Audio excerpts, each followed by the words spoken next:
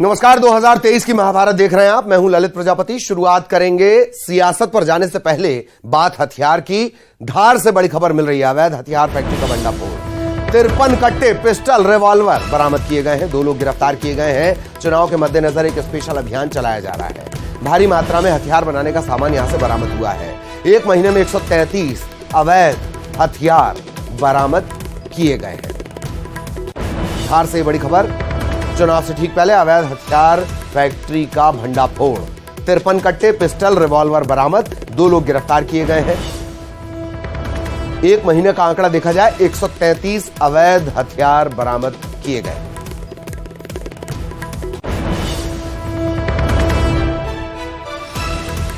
तो धार में लगातार कार्रवाई। इस पूरे महीने की बात कर ली जाए, 133 अवैध हथियार बरामद किए गए हैं। लगातार ये कार्रवाई चल रही है।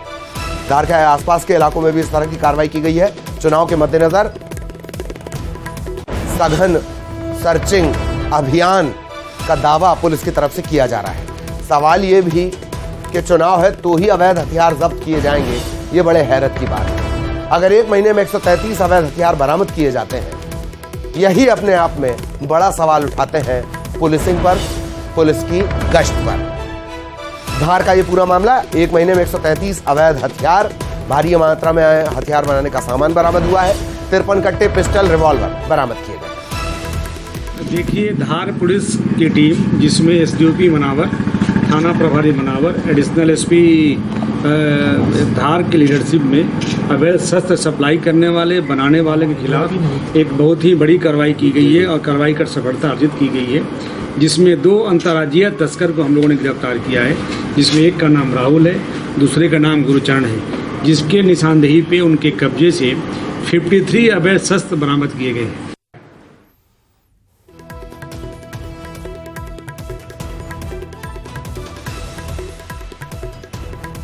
दो लोग गिरफ्तार किए गए, पूछताछ की जा रही है कहां किस तरीके से ये पूरा जो गिरोह है ये चला करता था।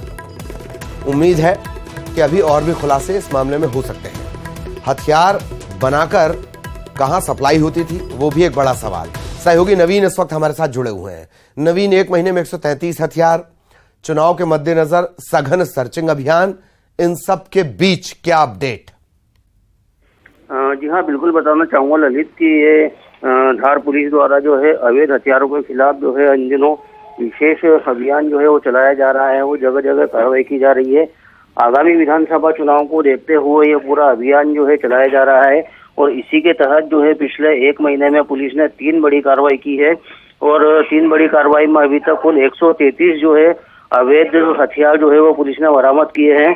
और आज जो है यहाँ से जो है धार जिले के मनावर थाना क्षेत्र के अंतर्गत जो है ग्राम बारिया के जंगल से जो पुलिस ने जो है एक छापामार कार्रवाई करते हुए जो एक फैक्ट्री जो है वो बरामद की है। वो फैक्ट्री से जो बड़ी संख्या में अवैध हथियार जो है बरामद किए और साथ ही हथियार बनाने के जो है औजार होते हैं, मशीनें जो होती है, वो भी यहाँ से बरामद की गई है। साथ ही 2 आरोपियों को यहाँ से गिरफ्तार किया गया है।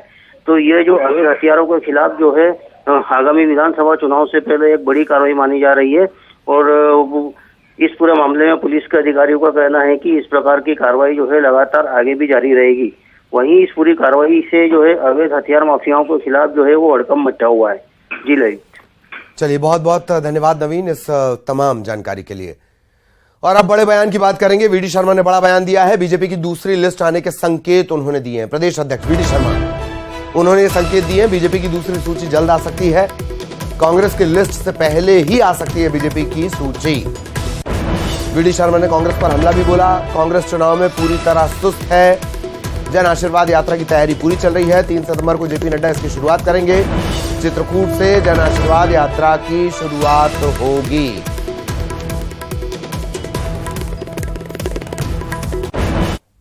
हमारा केंद्रीय नेतृत्व, प्रदेश का नेतृत्व इस दिशा में गंभीर मंथन के साथ हमें प्रत्येक विधानसभा के चुनाव जीतने की रणनीति के साथ जिन लोगों को नेतृत्व को लगेगा कि ये चुनाव जीतेंगे, उन्हें भारतीय जनता पार्टी फाइनल करेगी। कांग्रेस कह रही है कि इस बार जो पहले सप्ताह में हम सूची जारी करें, तो क्या दूसरी सूची भी भाजपा की उसके पहले आ जाएगी? आ सकती है। अरे कांग्रेस में बचा क्या है मुझे बताओ। मिस्टर 76 और मिस्टर 77 इन दोनों के हालात ये हैं कि अंदर से कुछ है और बाहर से कुछ है कुछ और दिखता कुछ। तो कांग्रेस पर हमला भी और ये भी संकेत कि लिस्ट आ सकती है। कांग्रेस ने दरअसल ऐलान किया था सितंबर में उसकी लिस्ट आ सकती है। सितंबर की शुरुआत चूंकि होनी है। शैलेंद्र चौहान भोपाल हमारे सहयोगी सीधे आपको लिए चलेंगे। शैलेंद्र, लिस्ट आने के संकेत एक बात, कांग्रेस सुस्त है, बीजेपी चुस्त दूसरी बात। शैलेंद्र। आज भाजपा प्रदेश अध्यक्ष वीडी शर्मा ने आज इशारा किया है, संकेत दिए हैं कि भाजपा की जो दूसरी सूची है वो भी कांग्रेस की सूची के आने के पहले ही आ जाएगी। उन्होंने कहा जल्द आ सकती है। और जिस तरह की भाजपा में पिछले 3-4 दिनों में केंद्रीय प्रमुख मंत्रियों के बीच बैठक हुई और प्रमुख नेताओं के बीच लगातार चर्चा हुई, उसमें यही चर्चा थी कि जल्दी से जल्दी हमको दूसरी सूची भी लाना चाहिए। और उसको लेकर प्रमुख नेता बैठ चुके हैं और 2 से 3 नामों की पैनल बनाई गई है। हमें बताया जा रहा है कि करीब 64 सीट है जो कि हारी हुई थी पिछले चुनाव में, उसके नामों को लेकर मंथन हुआ है। और उसमें से ऐसी 51 सीट है जिनके नाम जल्द घोषित किए जा सकते हैं।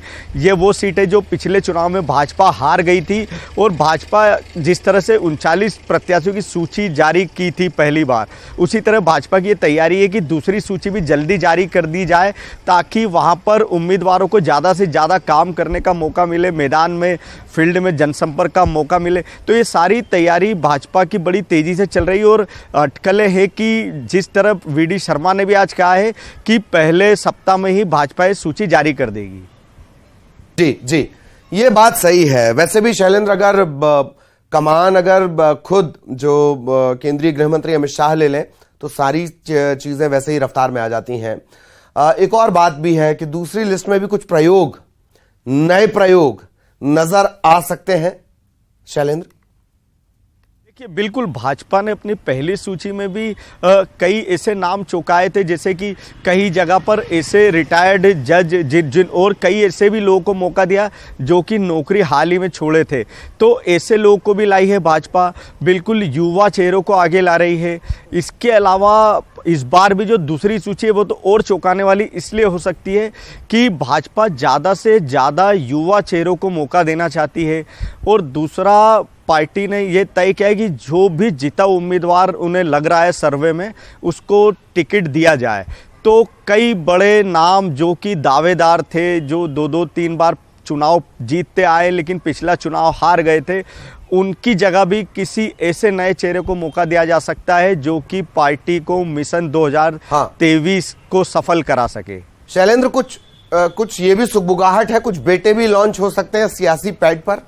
शैलेंद्र, बिल्कुल देखिए, कुछ ऐसे वरिष्ठ नेता, अभी तक ये बात होती थी पिछले कुछ समय से कि कर्नाटक फार्मूला या गुजरात फार्मूला या यूपी फार्मूला कि नेताओं के बेटों को टिकट देने से पार्टी बचेगी। लेकिन अभी केंद्रीय गृह मंत्री अमित शाह जब भोपाल में थे तो उन्होंने परिवारवाद की व्याख्या स्पष्ट कर दी थी कि वो परिवारवाद किसी नेता के बेटे को लेकर या इसको लेकर नहीं है, बल्कि जो अरसे से जिन्होंने पीढ़ियों से परिवारवाद वालों या कब्जा कर रखा है उन लोगों के लिए कहा है। उन्होंने ये स्पष्ट किया था। तो ये साफ है कि कई नेता पुत्र, जैन मलैया हो या जैसे गोपाल भार्गव के बेटे का भी नाम आ रहा है, तो कई ऐसे नेता पुत्रों को इस बार पार्टी मौका दे सकती है। तोमर साहब, नरेंद्र सिंह तोमर के बेटे। बहुत बहुत शुक्रिया शैलेंद्र आपका इस तमाम जानकारी के लिए। सहयोगी शैलेंद्र विस्तार से जानकारी दे रहे थे। छत्तीसगढ़ का रुख करेंगे। छत्तीसगढ़ विधानसभा चुनाव से जुड़ी इस वक्त की बड़ी खबर, डीसीसी ने कांग्रेस प्रत्याशियों के नाम का पैनल बना लिया है। 7 विधानसभा सीटों पर 3 पर सिंगल नाम है। रायपुर पश्चिम से विकास उपाध्याय का सिंगल नाम है। आरंग से शिव डहरिया का नाम सिंगल। अभनपुर से धनेन्द्र साहू का नाम सिंगल। दक्षिण विधानसभा से 3 नामों का पैनल बनाया गया है। उत्तर सीट से भी पैनल में 3 नाम शामिल किए गए। धरसीवा में नए प्रत्याशी को मौका मिल सकता है। कांग्रेस कमेटी की तरफ से 7 विधानसभा सीटों को लेकर ये बड़ा अपडेट हम आपको बता रहे हैं। छत्तीसगढ़ विधानसभा चुनाव का बड़ा अपडेट। 7 विधानसभा सीटों पर 3 पर सिंगल नाम है। रायपुर पश्चिम से विकास उपाध्याय, टीम राहुल का जिक्र आता है तो छत्तीसगढ़ से विकास उपाध्याय का नाम भी आता है। आरंग से शिव डहरिया फिलहाल मंत्री की जिम्मेदारी है। अभनपुर से धनेन्द्र साहू सिंगल नाम। दक्षिण विधानसभा से 3 नामों का पैनल है। उत्तर सीट से भी पैनल में 3 नाम। धरसीवा में नया चेहरा नजर आ सकता है। ये एक बड़ा अपडेट हम आपको बता रहे हैं। सहयोगी युगल हमारे साथ जुड़े हुए हैं, युगल के पास हम आपको लिए चलेंगे। युगल, बड़ा अपडेट सियासी लिहाज से और लिस्ट के लिहाज से भी, वो भी तब जबकि एक अनार और सैकड़ों बीमार चल रहे हो कांग्रेस में। जी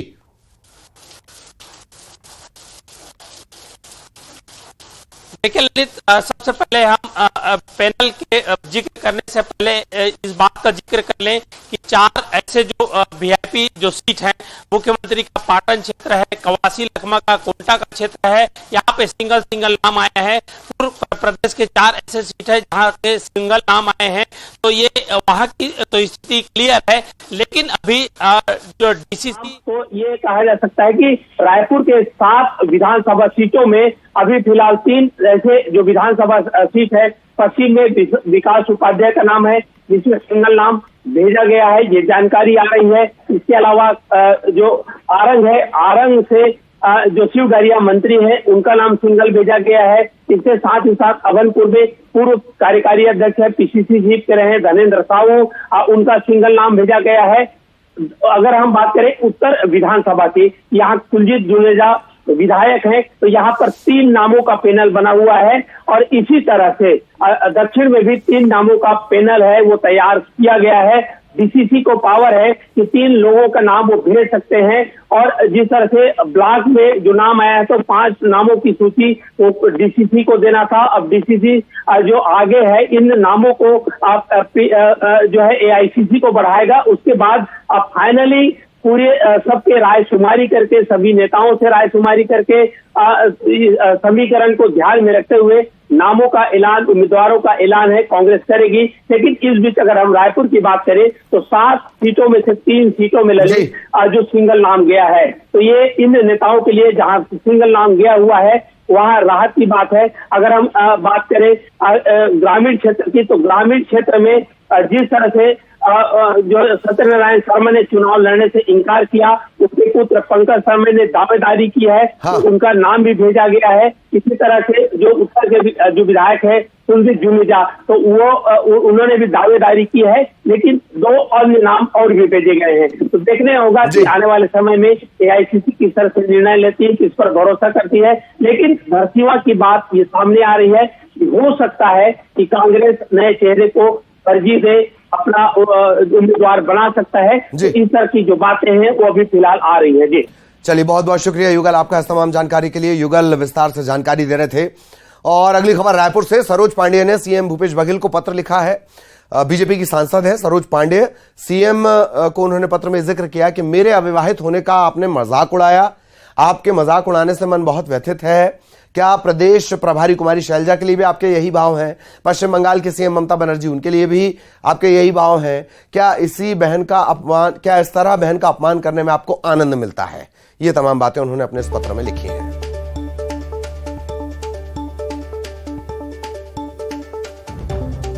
तो दरअसल ये पूरा मामला दीपक बैज आपको नजर आ रहे हैं, वहीं से शुरू हुआ। दीपक बैज को लेकर सवाल पूछा गया, दीपक बैज को लेकर उन्हें बच्चा बताए जाने को लेकर सरोज पांडेय का बयान आया, इसको लेकर रिएक्शन पूछे जा रहे थे। तब मुख्यमंत्री ने ये कहा, एक चर्चा के दौरान, जवाब देने के दौरान उन्होंने ये बात कही कि ये अब विवाहित हैं और इसे लेकर अब पत्र लिखा गया है। मामला इस वजह से भी बड़ा बन गया चूंकि रक्षाबंधन का त्योहार और रक्षा सूत्र का, रक्षाबंधन के त्योहार का जिक्र भी वो अपने पत्र में कर रही हैं। छत्तीसगढ़ के माननीय मुख्यमंत्री श्री भूपेश बघेल जी के द्वारा सुश्री सरोज पांडेय के अविवाहित होने का उपहास उड़ाया गया है, जो कि बहुत ही निंदनीय है। यह छत्तीसगढ़ की महतारियों की ही नहीं बल्कि पूरे देश भर की महिलाओं को शर्मसार करने वाली घटना है। ऐसे में माननीय मुख्यमंत्री जी का बयान छत्तीसगढ़ की महिलाओं को शर्मसार करने वाला है। इस बयान का छत्तीसगढ़ महिला मोर्चा, भाजपा और पूरे छत्तीसगढ़ की महिलाएं कड़ी निंदा करती है। ऐसा सवाल करेंगे जवाब वैसा ही मिलेगा। मुख्यमंत्री जी का आशय उनके अविवाहित होने का मखौल उड़ाना नहीं था, दृष्टांत देना था। आपने प्रदेश कांग्रेस के अध्यक्ष श्री दीपक बैज, जो 2 बार विधायक रह चुके हैं, जो लोकसभा के सांसद हैं, उनको सिर्फ उनकी हाइट कम होने की वजह से बच्चा बता दिया। तो आप भी तो लंबे समय से लोकसभा में रही हैं, राज्यसभा में रही हैं, भारतीय जनता पार्टी की राष्ट्रीय उपाध्यक्ष हैं, महापौर हैं। तो इसका मतलब है थोड़ी कि आप अविवाहित हैं तो बच्ची हो जाएंगे। उनका आशा यह था। इसमें आपने बल्कि प्रदेश कांग्रेस अध्यक्ष के उनके हाइट कम होने।